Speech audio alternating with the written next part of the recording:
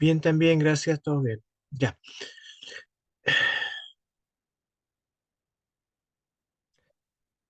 Vicente Díaz también. Claro, sí, no, pero es como lógico, todos van a tener problemas, algunos están en clase y se tienen que ir, así que no hay problemas. Vamos a hablar rápidamente de esto y les voy a mandar también la presentación que vamos a tener. Vamos a dar una presentación y sería, ¿ok? Entonces ya, yo creo que ya estarían como listos.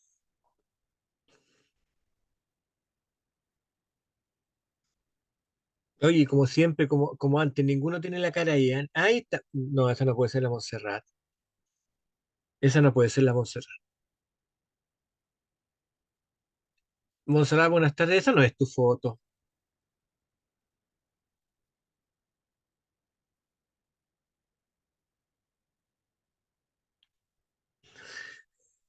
No esa no eres tú. Ya, jóvenes.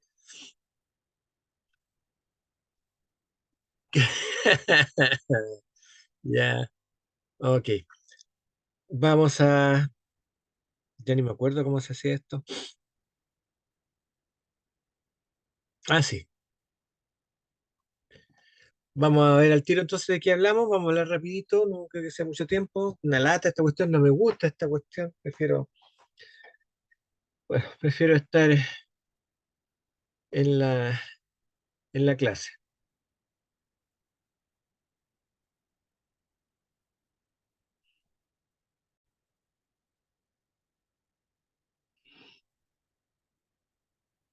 Vamos a presentación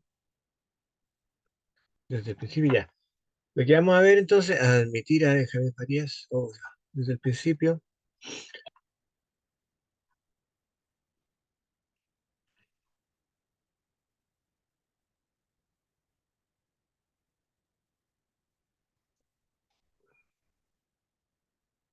¿Me alcanzan a ver? ¿Me alcanzan a ver esto? ¿O no? Sí, profesor. Ya, ok, vamos a hablar de esto rápidamente. Normas internacionales de dibujo de planos mecánicos. Resulta que el dibujo tiene que ser un idioma y este idioma tiene que ser conocido por todos. Y hubo un tiempo en que eh, no se conocía o se hacía medio complicado y la gente se complicaba en eso hasta que al final se pusieron de acuerdo.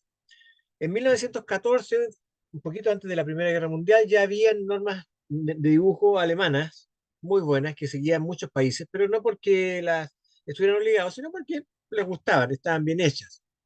Pero ya en 1946 se desarrolló una organización que se llama la ISO, International Standard Organization, y esa ISO, International Standard Organization, fue la que desarrolló normas en general para muchas cosas, entre ellas para dibujo técnico, y se apoyó en las normas alemanas. ¿Ok? La ISO es una organización internacional que, como dice aquí, está orientada al desarrollo social económico. Por lo tanto, la International Standard Organization, ISO, está afiliada a eso, está relacionada con el tema económico y su contraparte chilena, la organización chilena que se encarga de eso, acá en Chile, es el INN, hace lo mismo, ¿ya? Es el International o sea, Instituto Nacional de Normalización, el INN, que también hace lo mismo y depende del Ministerio de Educación, y se trata de poner en la práctica todas las cosas que se hagan de común acuerdo para mejorar las condiciones económicas y el transporte, el intercambio económico. Ese es el sentido grande que tiene este tema. Y respecto a eso, entonces fue que se empezó a realizar. Lo primero, las finalidades son tres, básicamente. Hay que simplificar, o sea, seleccionar los productos que reúnan características más convenientes y racionalizarlas al máximo. La idea en este caso es que sea lo más fácil posible todo. Incluso, por ejemplo, que sea lo más fácil posible dibujar, dibujar de la mejor manera posible, dibujar de la forma más fácil posible. ¿Ya? Ese es el tema dentro de todo, que no nos hagamos complicaciones dibujando, sino que seamos de una manera fácil y todo el mundo la entendamos igual. Unificar también es la segunda finalidad, Y unificar es decir, adoptar las medidas permanentes para obtener producto intercambiable y reducir la gama de fabricados agrupándolos por grupos de semejanza.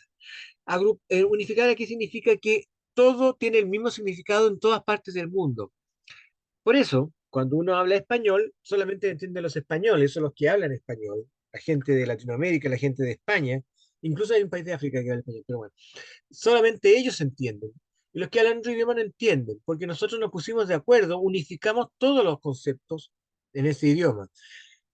Y así también, cuando los jóvenes hablan entre sí, cuando ustedes hablan entre ustedes, hablan sus cosas a su manera, con sus palabras, pero si se fijan bien, cuando ustedes quieren comunicarse con gente mayor, con gente de mi edad, hacen otro cambio, tratan de usar otras palabras, otros modismos. ¿Por qué? Porque tienen que usar modismos que usemos los dos, unifiquemos esa idea. Lo mismo pasa entonces en el dibujo técnico, en que nos pusimos de acuerdo, nos vamos a poner de acuerdo en cosas que son similares para todos y tienen el mismo significado para todos. Y finalmente es fijar, especificar, es fijar de un modo preciso las características de los materiales, procesos y servicios. Aquí cuando estamos hablando de especificar, estamos hablando de que todo va a ser específicamente como lo decimos. Jóvenes, cuando yo estoy hablando un idioma, si yo uso una palabra, si yo uso un modismo, si yo uso una frase que nadie más entiende, no tiene ningún sentido la comunicación que estoy haciendo. Si yo cambio algo por un concepto que yo creo, en vez de ser el concepto que todos creemos, la gente no me va a entender. El dibujo técnico es exactamente lo mismo. Si ustedes dibujan algo de una forma distinta, fuera de las normas, resulta que mucha gente va a ver el dibujo y no va a tener idea de qué están hablando. No lo va a entender, no lo va a saber, se va a preguntar si es verdad, si está correcto o no. Por lo tanto, lo que tenemos que hacer para que nos entiendan en cualquier parte del mundo es dibujar de acuerdo a esta normalización. Hay muchos elementos de la normalización, vamos a ver bien rápido la gran mayoría, pero hay unos dos o tres que vamos a hacer más hincapié porque son los más obvios en este caso. ¿Ok? En dibujo técnico de ingeniería, la unificación empieza hasta por la dimensión de los papeles, de los tamaños que estamos usando. Desde eso hasta las normas que se fijan para la instrucción y realizar y preparar de acuerdo a su contenido, pasando por normas referentes a rotulación, lectura, interpretación, está todo está normalizado. Si se fijan bien, nosotros tenemos un plano que a lo mejor ustedes se lo habrán preguntado, bueno, si tanta gente dibuja en computadores, ¿para qué necesitamos un plano que todavía se vende? Ustedes pueden ir a comprar un formato específico. ¿Por qué? Porque es un tema que todavía se está usando. ¿Cuál es la ventaja de la normalización del dibujo técnico? La de no tener que inventar la medida y forma de los componentes que están normalizados. Por ejemplo, antes se dibujaban los pernos, ahora no, está normalizada su interpretación, así que no necesito dibujarlo. No tiene sentido dibujar pernos, dibujar piezas específicas que existen por catálogo ya no se dibujan. ¿Por qué? La normalización ha permitido que yo solamente asuma e indique qué es lo que está en cada momento. Si yo quiero poner un rodamiento, los rodamientos están catalogados y tecnificados y por lo tanto lo dibujo, no lo señalo nomás, no lo dibujo. Al de tener además la ventaja de determinar en las normas y formas las medidas que han de cumplir los componentes que no están normalizados, pero que sí se acoplan a componentes que lo están. Si yo voy a hacer un agujero para poner un rodamiento, las normas de rodamiento existen, entonces yo tengo que dibujar ese agujero de ese tamaño, con esas características, tal cual están normalizadas. Por lo tanto, eso me hace el dibujo mucho más fácil. Además, también no necesitamos dibujos de despiece de aquellos componentes que están normalizados. Ya dije, no voy a dibujar pernos, tuercas, ni tornillos, ninguna de esas cosas se van a dibujar, ni otras piezas más complicadas, pero que también existen en el comercio, no tiene sentido dibujarlo. Y también la de saber que al representar ciertos detalles de algunos componentes en los dibujos de despiece, las dimensiones y demás datos se han de sacar de las normas correspondientes. Si voy a dibujar de nuevo con un rodamiento, hay un eje que pasa por ese rodamiento, ya, ok, está especificado en la norma, no tengo que dibujarlo. Ya, así que ese es el tema. ¿Ok? Por ejemplo, aquí tenemos un dibujo, que es un dibujo bastante simple, pero de una estructura de componentes. Aquí hay una pieza, aquí hay otra pieza, esta es la que está al frente, Me esperan.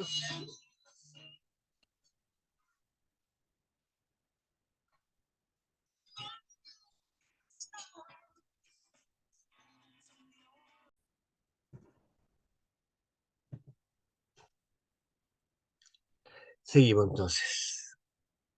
Disculpen. Entonces, como ven, esta es una pieza que tiene un montón de elementos.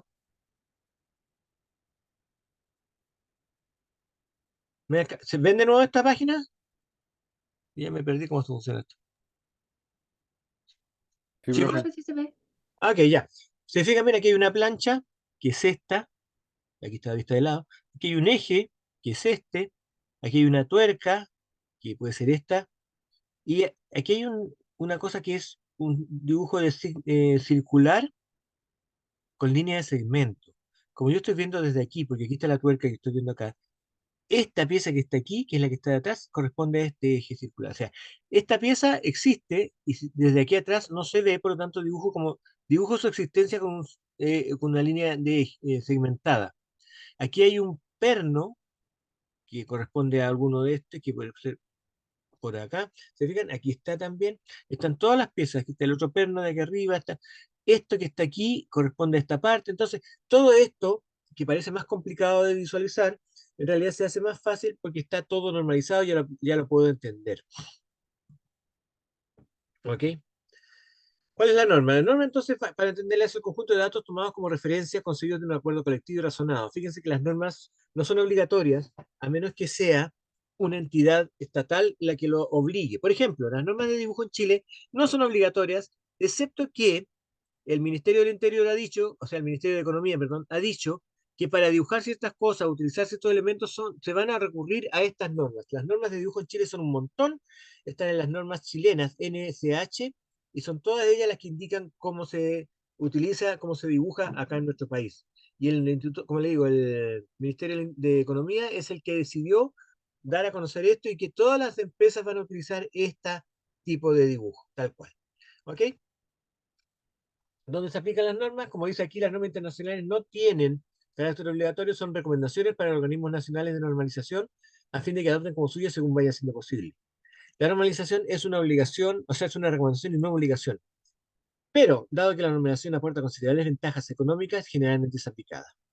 Y así todo, entonces, nos sirve incluso como referencia para contratos legales, para un montón de otros elementos. Partamos por lo más básico para nosotros, lo que nos interesa. Formato de láminas, alfabeto de líneas, escrituras y escalas.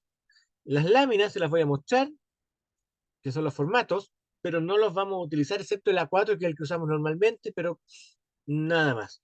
Los otros formatos no los vamos a tomar en cuenta, sino como para saber. Fíjense bien, el formato de láminas son estas. Está lo que se llama serie ISO-A de primera selección, que están A0, A1, A2, A3, A4. Fíjense en esto, que el A4, que es el que tienen ustedes de uso, tiene estas dimensiones 210 por 297. El A3 es un formato más grande, 297 por 420. El A2, 420 por 594. El A1, ojo, aquí es 594, no 394, esto está equivocado. 594 por 841 y el A0, 841 por 1189. Son todos en milímetros, son los tamaños de dibujo. Fíjense que cada uno de estos, 210 por 297, es igual al doble de este. ¿Se fijan? 297, 594, 420, 841, 594, 1189. ¿Ok? Estos son los más típicos, son los que normalmente se usan en el 90% de los casos. En un 9% más se van a usar a lo mejor estos. Y muy raramente se usarán estos otros de alargado excepcional. ¿Se fija? Entonces, hay una norma que indica entonces qué tipo de tamaño va a tener el plano. ¿Por qué? Porque de esta manera puedo archivar, por ejemplo, dibujos.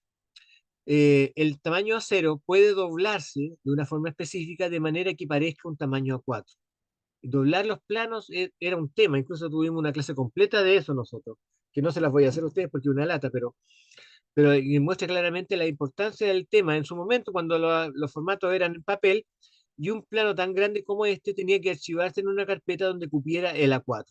Así que había que doblarlo de cierta manera para que quedara el A4 y que quedara a la vista el rótulo, el tamaño, la impresión, todo eso. Hay un margen mínimo de 20 milímetros para formato A0 y A1 y de 10 milímetros para 2, A3 y A4. Todo eso está muy claramente definido. También debe haber un margen para archivado que es 20 milímetros del borde. Si se fijan bien en el formato A4 que ustedes tienen, hay una línea delgada donde se corta, hay una línea gruesa interior y en medio hay una línea hay un texto que dice centro, que es una marquita. Centro. Ese centro es para poner ahí la perforadora y ahí ponerla de manera que quede, se llama, las perforaciones queden centradas y se pueda archivar tranquilamente. ¿Ya? Y como tiene ese espacio más grande, no molesta y no perforo nada del dibujo, perforando en ese sector. También está el rotulado. Rótulo es el texto, la cajita con texto que tenemos más abajo. Que, en los normales es de un 170 milímetros, en los tamaños más grandes, pero en el A4, por, por característica nomás, tiene todo el ancho. ¿Ya? Se colocará en la parte interior derecha del plano, tanto para las láminas ubicadas horizontalmente como para las ubicadas verticalmente. Aquí se pone, si está horizontal, se pone a este lado, si está vertical, se pone acá. El formato A4 normalmente está vertical y este ocupa todo este ancho. No se pone acá, a este lado, ni se pone acá arriba.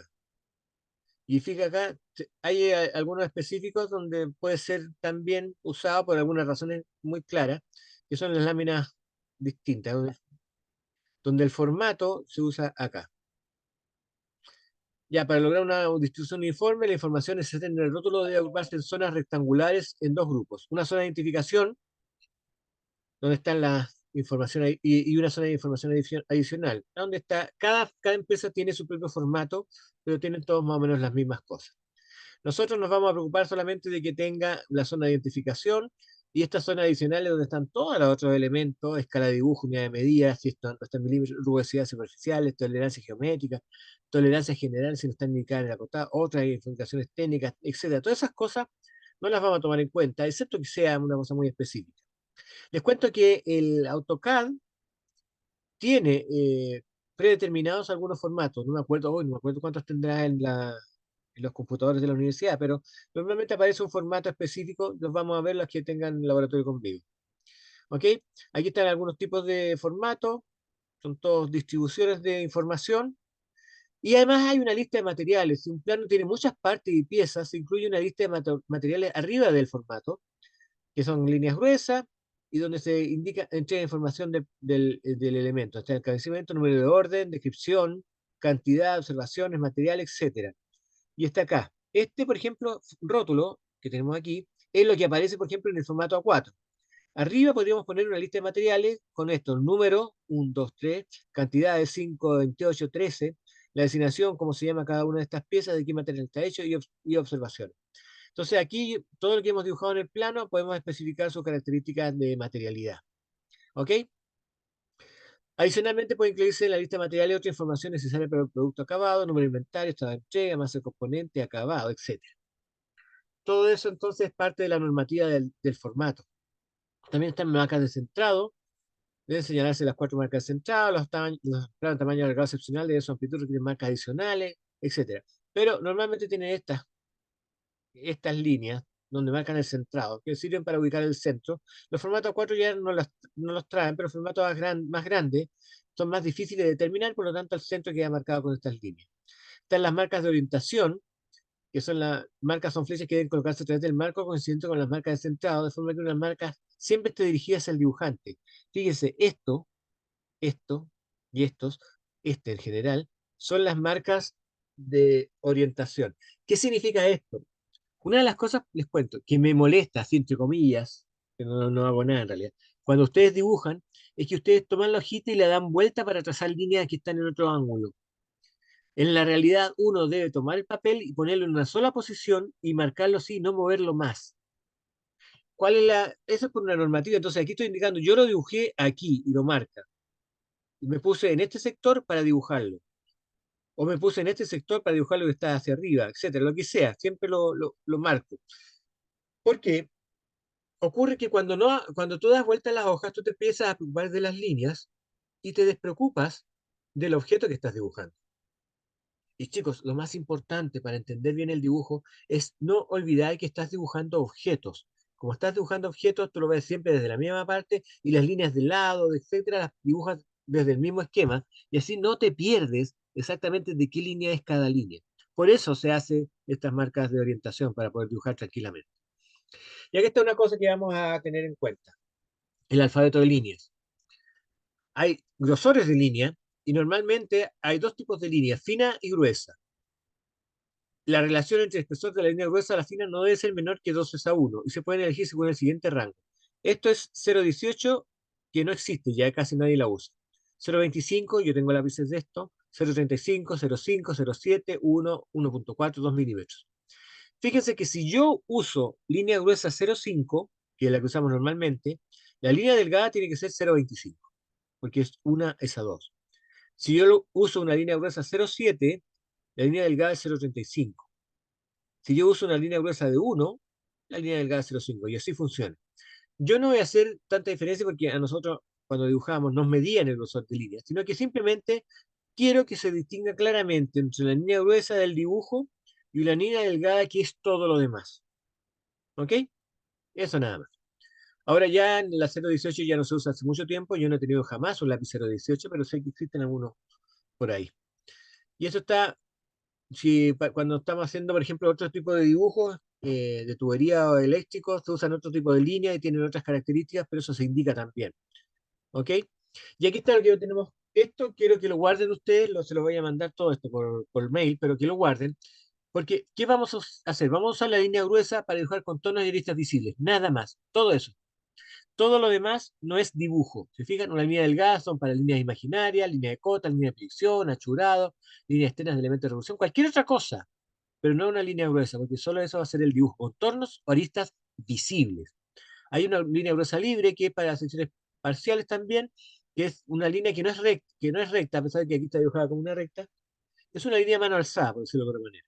Hay una línea delgada y continua, por ejemplo, que son líneas de segmento. Y aquí hay una línea que quiero mostrarle aquí. Esta línea específica se llama línea segmentada, esta, la E, que me muestra aristas ocultas o ejes ocultos, cosas que no se ven en esa cara, pero que existen. Yo la voy a dibujar de esta manera, va a ser una línea recta o una línea delgada, fina, que tiene estos 3 milímetros, 1 milímetro de espesor, o sea, de separación, 3 milímetros, 1 milímetro de separación, 3 milímetros, 1 milímetro de separación. Chicos, yo tampoco voy a medir eso, pero sí quiero que se note parejito, ordenado y formal, ya que sea una línea profesional. Eso es lo que se espera, que se vea bien hecha. No importa que las medidas no sean exactamente 3 milímetros, ni la separación 1 milímetro, pero sí que se vea ordenada. Hay una línea segmentada fina que se usa para lo mismo, de acuerdo al dibujo, y está esta otra línea, punto segmentada, que marca ejes, líneas de simetría y trayectorias. Y hay variantes de esa línea puntos segmentadas también. ¿Qué líneas vamos a usar nosotros? Línea gruesa, línea fina para algunas cosas, pero línea gruesa, línea segmentada y línea punto segmentada. ¿Ya? Todas esas son las que nosotros vamos a usar normalmente. Aquí están algunos ejemplos. Aquí tiene, por ejemplo, una línea punto segmentada para indicar que esta pieza se mueve de aquí a acá.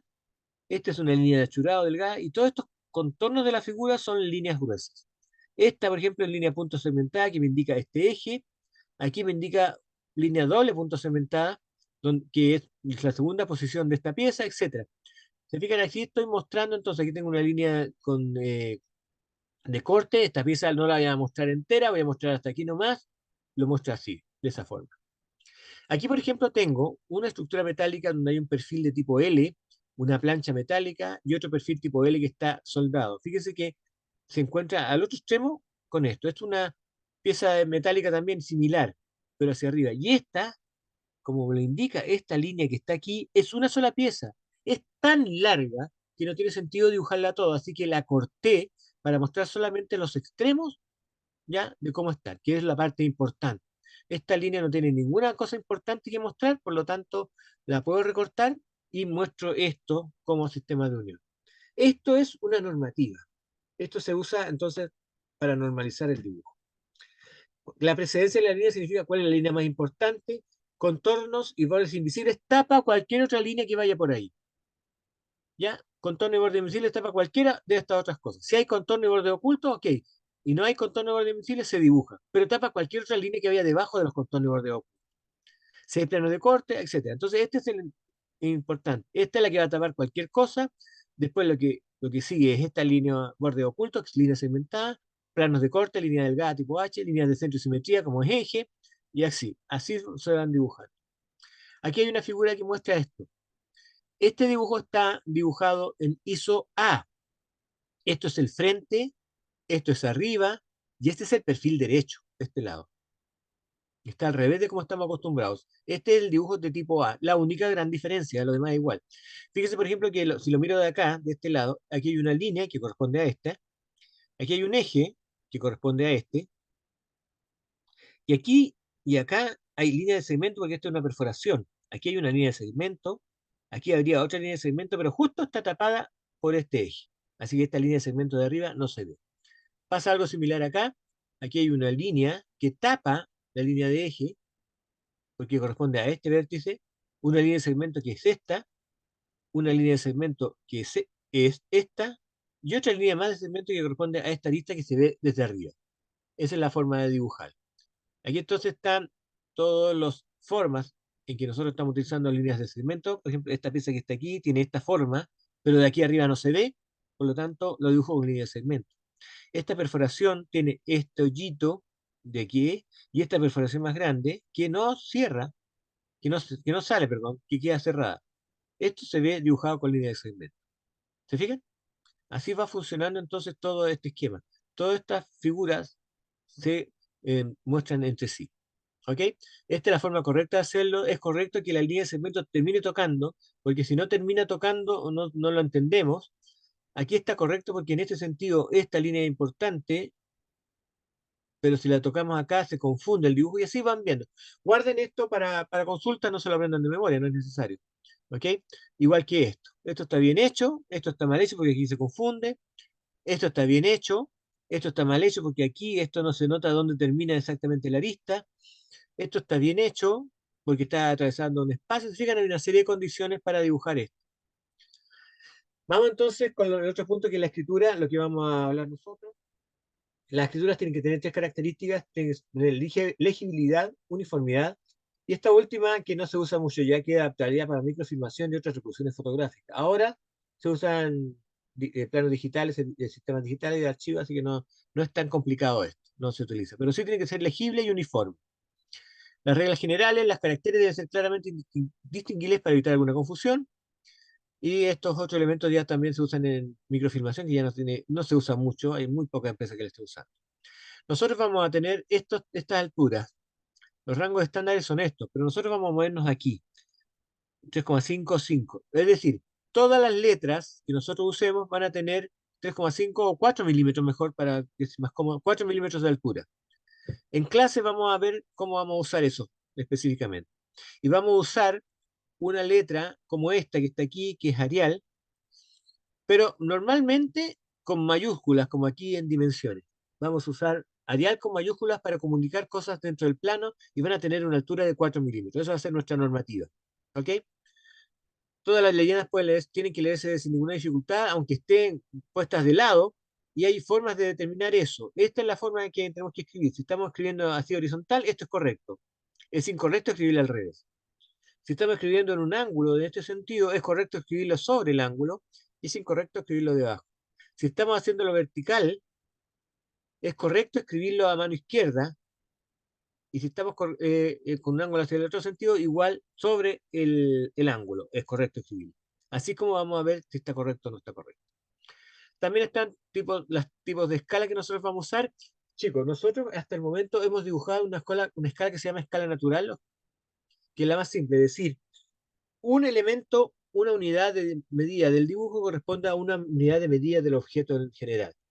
Pero existen otros. Si el objeto es demasiado grande, yo puedo disminuirlo a la mitad. Voy a decir que uno de esos corresponde a dos de la realidad. ¿Ya?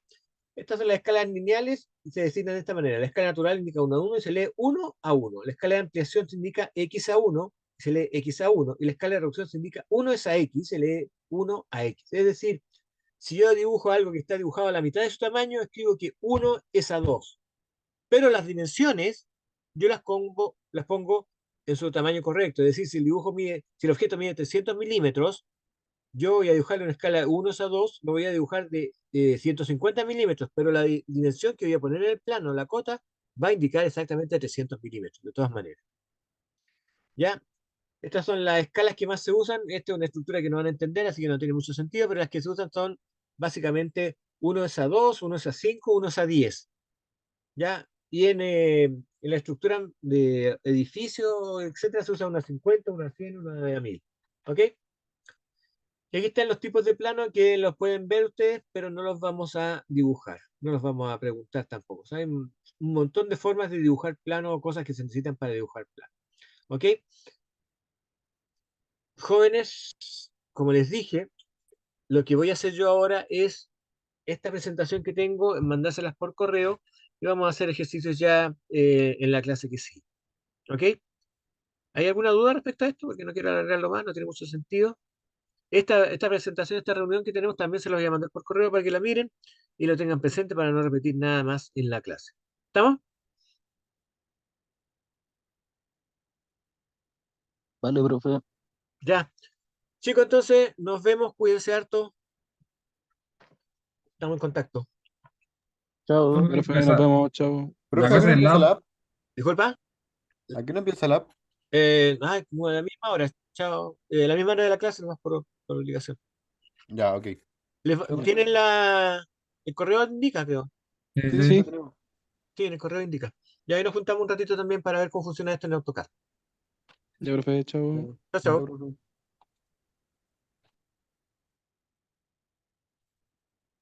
Chao, Iron. Chao, Francisca.